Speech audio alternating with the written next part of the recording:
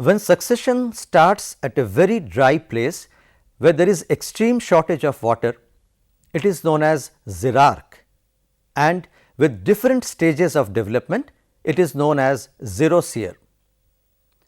Xerosear is completed with pioneer lichen, foliose lichen, moss, herbaceous plants, shrubs and climax stages. Over rocky surface, where most conditions are unsuitable for the growth of most plants, few blue-green algae and crustose lichens inhabit, forming the pioneer stage.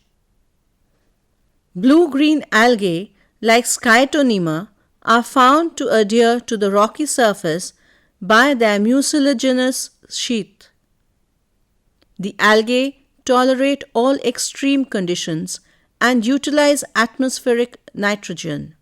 Usually, at high altitudes where climate is cooler, crustose lichens like Rhizocarpon and Rhinodina are common pioneers. Lichens produce some acids which cause weathering of rocks. Weathering of rocks form small particles which mix with dead remains of algae and lichen, forming a thin, moist layer on the rocky surface. Over this moist layer, foliose lichens can grow successfully, constituting the second stage.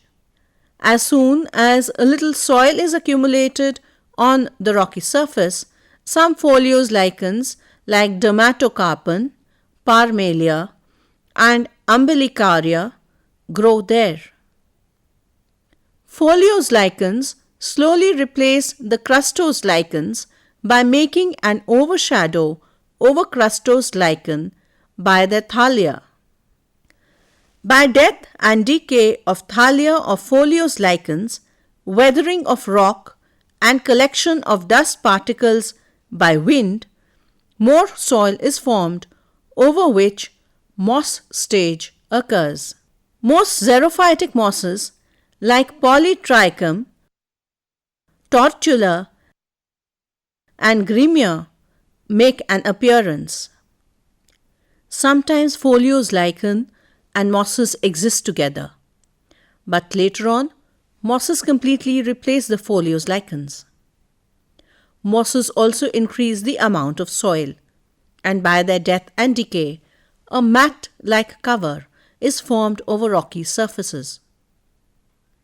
This cover can hold sufficient amount of water and, with soil particles, it is suitable for growth and development of herbaceous plants.